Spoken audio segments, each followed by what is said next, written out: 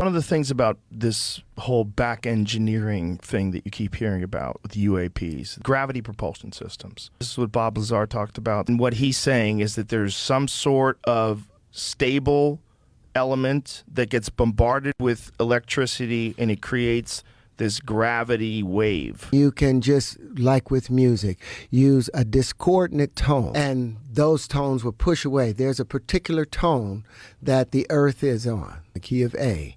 It's 432 hertz, the Schumann resonance. All you have to do is have the opposite tone to that and it will be pushed away. The same way a bubble at the bottom of the ocean doesn't use any energy to get to the top.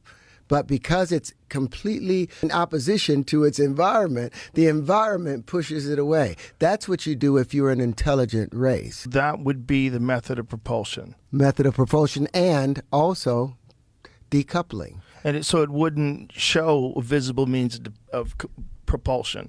Just like these UAPs don't show visible means of propulsion. They don't have a heat signature. No. So they'd be operating on something entirely different that's allowing it to propel. And then you could figure out how to manipulate that how. Take the frequency of the earth and find out what's the equal and opposite tone to it. And how fast could this thing go? You decouple from the earth, you move at, what's the earth moving? At 1,000 miles an hour. How quickly is our solar system spinning? Whatever that tone, whatever that frequency is, whatever that speed is, you decouple from the solar system. Now the solar system moves away from you. In that sense, you could move at insane speeds and not experience G-force. No, nothing whatsoever. And that's what the linchpin or the angles of incidence allows, because now we can decouple from these 6 relative positions properly. It's a levitation. And so that would be the method of propulsion. Method of propulsion and also decoupling. And so it wouldn't show visible means of propulsion. Just like these UAPs don't show visible means of propulsion. They don't have a heat signature. No. So they'd be operating on something entirely different that's allowing it to propel. And then you could figure out how to manipulate that how. Take the frequency of the earth and find out what's the equal and opposite tone to it. Wrap your ship in there. And how fast could this thing go? You decouple from the earth, you move at, what's the earth moving? At 1,000 miles an hour or so. Takes 24 hours for it to get around. Mm-hmm. You know, how quickly is our solar system spinning? Whatever that tone, whatever that frequency is, whatever that speed is, you decouple from the solar system. Now the solar system moves away from you. So in that sense, you could move at insane speeds and not experience G-force. No, nothing whatsoever. And that's what the linchpin or the angles of incidence allows, because now we can decouple from these 6 relative positions. So when we feel about G-force, like when you're in a, have you ever flown in a fighter jet before? Yeah. You feel those insane G-forces. Like what that is the resistance of the Earth itself. Of the Earth. Of the spin of the Earth itself. Of our centripetal place where we are with the, remember the Earth is spinning. Uh-huh. The solar system is spinning and acting a force. The galaxy is spinning and acting on it. So and now the all planet these forces is pushing down. in. So if you decouple from them, then you have no force pushing you through, and you can essentially travel instantaneously to anywhere if you have the right frequency. The right frequency. Oh, this makes sense. This makes total sense. Because I've always been curious how these UFOs, UAP fly so smoothly. Now I'm starting to get it, how this works. And it actually makes sense. I received a question from one of you guys asking me, do you ever think we're fooling ourselves with all of this hope? Meaning, do you ever think we're fooling ourselves with being so hopeful that there's a huge transition for mankind coming and that we're going to be liberated from so many things, from this system that's been put in place to enslave our energy, enslave, like, fuck. I have had moments where I'm like, but I think that's normal, because when you're a conspiracy theorist, conspiracy realist at this point, you believe what the majority do not. You believe what the majority have been programmed to think against. So sometimes it's so easy to have moments where you're like, what the fuck? Like, what is this? Is this even gonna happen? Am I just being stupid? Like, what's going on? But what I'd like to tell myself is I have no control over this. I only have control over my thoughts and over how I feel and how I experience my life. I'm not here to save everyone. I'm not here to save the entire planet, but maybe I can follow my heart. Maybe I can do what I'm really passionate about. Maybe I can keep spreading my light and love, being my most authentic self. I know it's hard to be aware of all of the dark things that have been happening and the actually dark meanings behind everything, but I truly believe it's the truth. And I think it is so heavy to carry this burden on your shoulders and be aware of what's actually happening, but not seeing any real change in the world. But I know it's real. I can just feel it's real. And if we're these powerful, intuitive beings, there's no fucking way that this shit is fake. There is no way that we are all here at this time and there's not some big thing happening vibrationally. It's impossible that the darkness has not been in power doing the weirdest, twisted shit. I think that it's true that we are all connected. I think it's true that we're all love and that we're actually very peaceful and calm beings, but there's so much fear, so much programming. Like, we exist in a world that is literally designed against every single one of our natural instincts, which makes this reality even harder to exist in. I don't think we're being foolish to hold on to hope. I think it is so brave to have faith in something this big, because most people don't. Most people don't believe, they don't open their eyes, they don't ask questions, they don't want to know. So if you did, and if you are, I am super proud of you. I am super grateful for you. And I know that this might be a challenging period on the planet, and hey, maybe it'll never change. But my best advice is to literally do everything with love and gratitude all the way. Gratitude for all the darkness, gratitude for everything that's happening and everything that's going to happen, gratitude that everything always happens perfectly, even if we don't understand why or it doesn't make sense. Anyways, I love you. Hope is that thing which makes us humans. No matter how pessimist you are, or no matter how things are going to worst of the worst, hope is the thing that keeps us intact. Hope is the thing that keeps us on our journey. So as a reminder, whatever you're going through life, just be hopeful. Let onto that hope. Don't give up. That's my message. In this video, he speaks about mysterious symptoms that's spreading across the U.S. Make sure you watch until the end and let me know what you think in the comments below. We're continuing to see this wave of mysterious symptoms in patients across the U.S. Other doctors are confirming patients have a combination of dizziness, brain fog, headaches, fatigue, anxiety. And the weird part is it's in combination with these digestive problems. It could be IBS type of symptoms, indigestion, heartburn, constipation, nausea, but it's all coming at the same time and people are stuck with it every day, all day. And they've been like this for months, maybe even years. If this sounds just like you, comment or share the video so we can continue to see how widespread this is, because people are saying, I know 3 or 4 people that are in the exact same situation. And many of you commented in the other videos, it sounds exactly like your symptoms and you really haven't had anywhere to turn. These patients have MRIs and CT scans that are negative. Their blood work looks good. And all the doctors are telling them is it's stress or it's anxiety or it's just in your head. I believe there's something going on with the brainstem, the vagus nerve, the blood or CSF. Filtration system of the brain is just being overwhelmed potentially by these environmental toxins that we've faced over the last 3 to 4 years. Many of you have commented that it's come on after you've been sick. You can read between the lines on what we may or may not call that. But regardless, we're seeing many of these patients improve. Many of them are doing well. We've had people come from all over the country to see us because they haven't had any answers from other doctors. Is there going to be a second pandemic? Naturally, if you get a chance to talk to Izzy Rowland, you're going to spend a not inconsequential amount of time talking about paternal conspiracy theories. My favorite ones are paternity related. For you? No. Oh, okay, good. Conspiracy theories.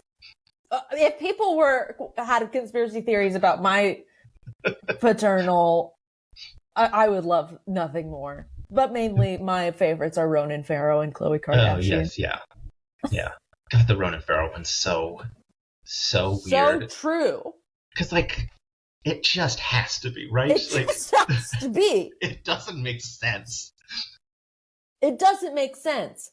Even though I know that, like, he was an like, octogenarian or whatever with a vasectomy. Right, and like comatose or something. Like it makes like she saved old Blue Eye's sperm because she said, "I have a feeling about this guy. The other one is gonna be bad, so I should have a kid with Frank."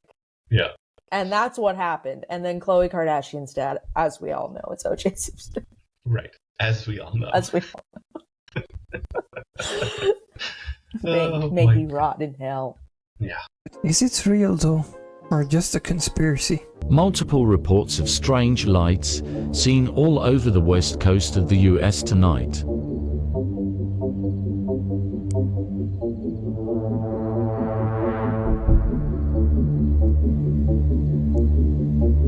It's so bright. It's not a star, it's not a satellite.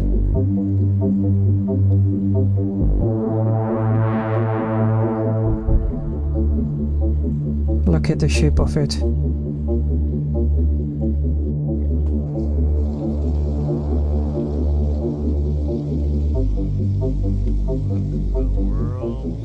That's definitely something fishy.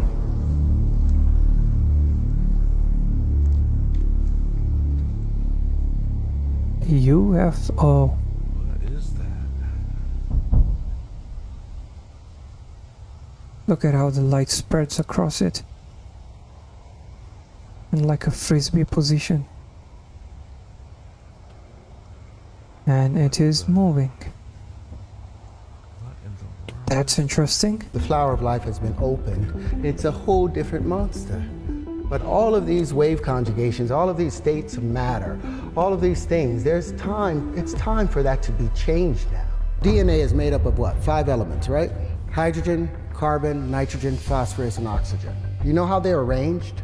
The phosphorus sits right here in the middle, and you've got 4 oxygen atoms surrounding it. Then there's another phosphorus, 2 more oxygen atoms. Now these are the legs of that double helix. They become the adenine, the guanine, the cytosine, and thymine, the ATCGs. Hydrogen, they used to think that energy, the body transferred or understood the energy information through electricity. They're finding out it's through frequency. You do not need to tear the human body apart when all you can do is use frequency to bring it back to its normal space. The president of Iran is gone. He passed away in a helicopter today. In addition to the president, there was also a foreign minister on the helicopter and 7 other people. Now, this helicopter crash apparently happened due to bad weather. So now that we know that he's passed, what happens now? According to the Iranian constitution, if the president is to pass, the vice president will take over until an election is held. And that election is supposed to happen within 50 days. Right now, many countries in the Middle East expressed their support to Iran and also offered to help find the helicopter when they were searching for it.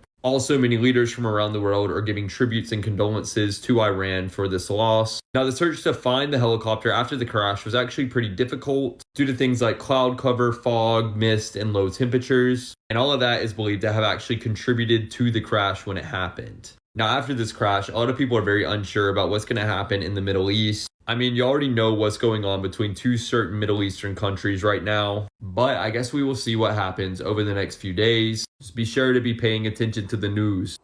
Hi, my name is Dr. Rachel Stewart. I'm a critical criminologist, and I am not someone who's given to panic, but I am extremely concerned about the news that's starting to filter through about the crash of the president of Iran's helicopter. Now, this could mean serious social upheaval for everyone. And I just wanted to give you some warnings. It's very likely that over the next few weeks, the mainstream media will really play on this, situating Iran as being a threat and our need to militarize ourselves. But don't forget that the UK has just spent a massive amount of money on warships. This may not be as accidental as it looks. So be prepared for this onslaught of propaganda and do not buy into it, people. Do not buy into the propaganda. Yeah? Do not buy into the propaganda. We do not need to go into a war. We do not need to be armed. Vote out the people that tell you that that's what we need to be doing.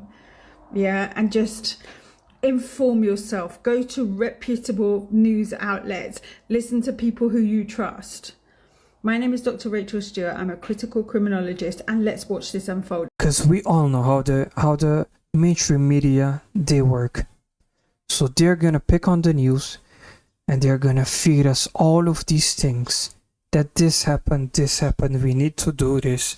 And we all know what they're doing it for. So always be mindful. Do your own research. No matter it's good, no matter it's bad, whatever side of the coin it is, just do your own research. And please don't baselessly just trust these media outlets, these mainstream media outlets basically. Always keep digging for the truth. And that's what I'm doing for you, to help you find the truth. So don't buy into all of these things.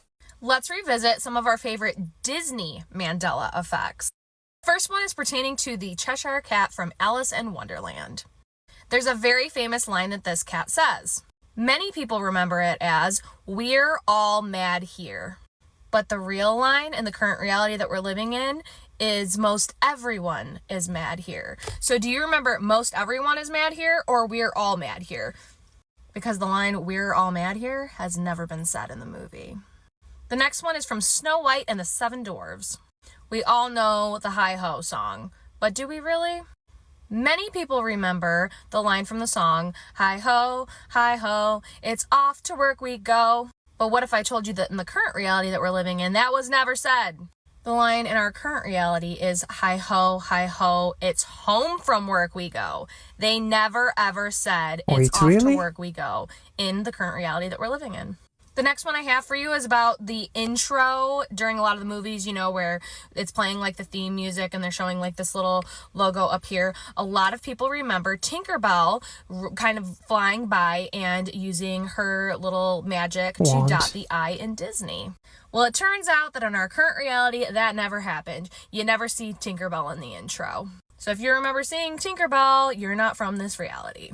Up next, we have Cruella de Vil. How do you remember her name being spelled? Do you remember it being spelled DeVille or DeVille? Turns out there's never been an E at the end in our current reality, so if you remember an E, then you probably jumped out of the same parallel reality that I did. Okay, for Mickey Mouse, there's actually two. The first one being, do you remember Mickey Mouse having suspenders or no suspenders? Turns out in our current reality, Mickey Mouse has never worn suspenders. So if you remember suspenders, you're not from here. And the other one is about Mickey Mouse having a tail or not. So do you remember Mickey Mouse having a tail or do you remember Mickey Mouse having no tail? A lot of people say that they remember Mickey Mouse having no tail, but in the current reality that we're living in, Mickey Mouse has always had a tail, even back to the Steamboat Willie days. This is a favorite for me. So there's a very famous line in Snow White. It goes, "Blank mirror on the wall, who's the fairest of them all?" Do you remember it as mirror, mirror on the wall or magic mirror on the wall? Most people remember it as mirror, mirror on the wall, but that line was never said in the movie. It's always been magic mirror in the current reality that we're living in. Next up, we have the name of this iconic castle that lives at Disney World. Do you remember it as Cinderella Castle or Cinderella's Castle? Turns out in our current reality, it's always just been Cinderella Castle because this castle is not the castle from the movie Cinderella. So it's not Cinderella's castle. It's just a castle built in honor of Cinderella. So there's no apostrophe S. And while we're on the topic of Cinderella, our next one is, do you remember being able to see Cinderella's ears like in this photo? Or do you remember not being able to see Cinderella's ears, having them be kind of like covered? It turns out in our current reality, we have never been able to see Cinderella's ears. So this one is completely wrong, and this is the one that it's always been. What the heck? So if you remember being able to see Cinderella's ears, I'm sorry, but you probably jumped out of the same parallel reality that I did. In the Jungle Book, there's a really iconic scene where Baloo kind of dresses up like kind of feminine and has a coconut bra and a coconut mask. But what if I told you that actually never happened in our current reality? It was never a thing. It was always this. He always had just the mask, but he never wore a coconut bra in the current reality that we're living in. Back to Alice in Wonderland, we have Tweedledee and Tweedledum. Do you remember them having flags coming out of their hat or propellers? Most people I talk to, including myself, remember Tweedledee and Tweedledum having propellers coming out of their hats. Turns out in the current reality that we're living in, it's always been flags. And lastly, we have the sword and the stone. It seems like it should be called the sword and the stone for a reason, right? Because the sword is in the stone. So to me, I remember the sword being in a stone. But it turns out that in the current reality that we're living in, the sword has always been in an anvil. So if you remember the stone and you don't remember the anvil, you probably jumped out of the same parallel reality that I did. So tell me, how many of these did you get right and how many did you get wrong? All I know, my whole childhood was a lie. The Book of Enoch revealed some troubling secrets about exactly who will go to hell. 2 Enoch even tells us exactly what hell looks like. Enoch was taken to each dimension of heaven, and there are a total of 10 levels to heaven, but we'll only be speaking about the first 3 for this video. The first heaven is located directly above the firmament, the second being a prison for the angels, and the third heaven is a paradise for the righteous. However, there is a much darker side to this heaven as well, for the unrighteous. Located in the northern region of this heaven, Enoch seen all kinds of torment. In Enoch's own words, there is no light there, and a black fire blazes up perpetually, with a river of fire that comes out over the whole place, fire here, freezing ice there, and it dries up and it freezes. Also, there are evil angels in this place tormenting humans.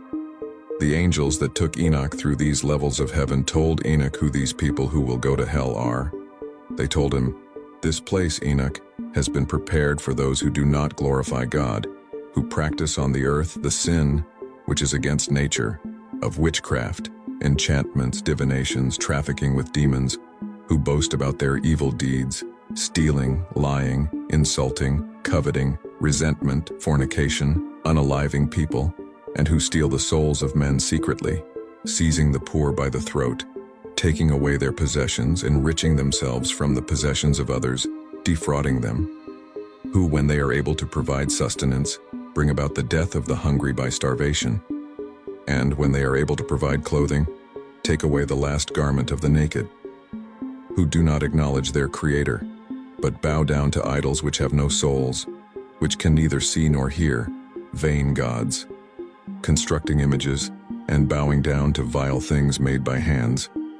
For all these, this place has been prepared as an eternal reward." Well, those are some terrifying AI images. I don't believe the conspiracies in the Sodder children house fire case, and this is why. If you are not already familiar with this case/conspiracy theory, here's a super quick recap.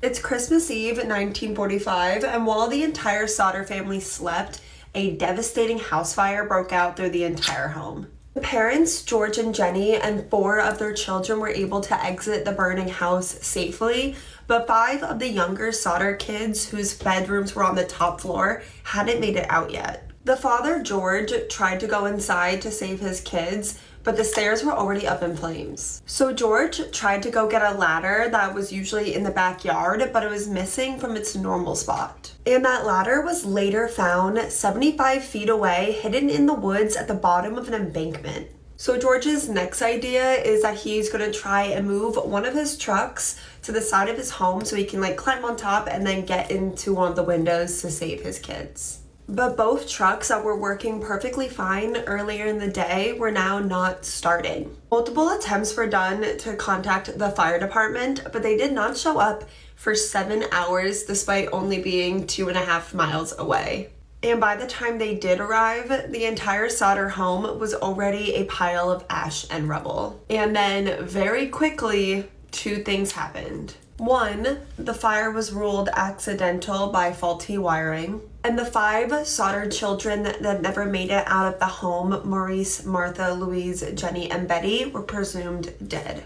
And 2, the Sodder parents started believing that the fire was set purposefully as a way to kidnap their 5 children, and that all of those children were still alive somewhere. Reportedly, during the fire, no one heard anyone screaming from the house for help. But the main reason that Sodders believed that their children were still alive is allegedly none of their bones or bone fragments were found in the pile of ash and rubble of the home. And multiple experts have said that it's pretty much impossible for someone to be fully cremated in a house fire. But listen, obviously the fire department in this town sucked, but so did the police department. which you will see throughout this entire case. A proper investigation was never done on this house fire to determine whether or not it was arson or faulty wiring. They just assumed it was faulty wiring. And the father, George Sauter, really quickly after this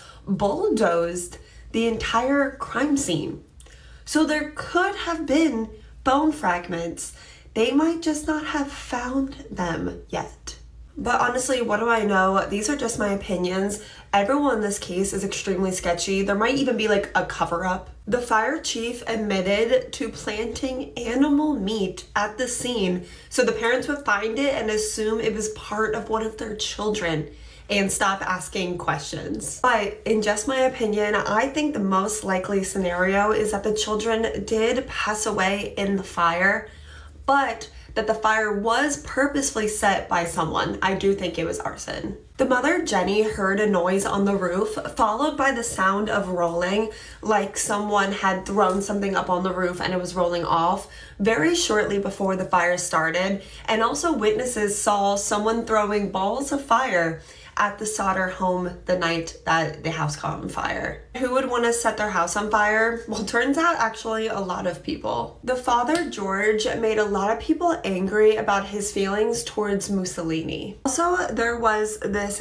life insurance salesman who only a couple months before the Sauter home caught on fire went to the Sauter's house trying to sell them insurance. And when George turned him away, he got extremely angry and said, and I quote, "Your house is gonna go up in smoke and your children will be destroyed." I'm not even exaggerating, that's a direct quote. And that same life insurance salesman was actually a part of the coroner's jury that helped determine that the Sauter house fire was because of faulty wiring and an accident. Because of course he was. They're not doing any vetting or police work in this town. Also, I read somewhere that it was decently common at this time period, remember this is the 1940s, that insurance salesmen would come to town and then light something on fire, usually like someone's barn. So other people would be like, oh my God, they didn't have insurance and they had a house fire. Now they're in financial ruin. We need insurance. And then more people would buy their insurance. I think because the police never actually fully investigated this house fire and because the Sauter parents were so consumed with grief and unable to come to terms with the fact that they just lost 5 children all in one day, they were able to kind of build these conspiracy theories that maybe their children were still out there. And because the police investigation was so poor, they were able to do so because there was no evidence either way. For the rest of their lives, up until the day that George and Jenny Sauter died, they spent a countless amount of time and money trying to find their children. I just don't think that I personally understand how you could get 5 children out of a house with no one knowing. What do I know? Nothing. Without any evidence, it could be completely possible that they were out there at one point. I didn't even mention the fact that the mother was actually mailed a photo of a man that kind of resembled one of her missing children. This was like 20 years after the fire. It was never determined if this photo was a prank or who the man in the photo ever was. There's also this really odd note on the back of the photo that no one has ever figured out what it means. If you have any idea, please fill me in because I've literally looked over that a billion times and I have no idea what that meant. I'm so incredibly interested to get your guys' take on this case. I have a feeling that a lot of you guys are going to feel differently than me,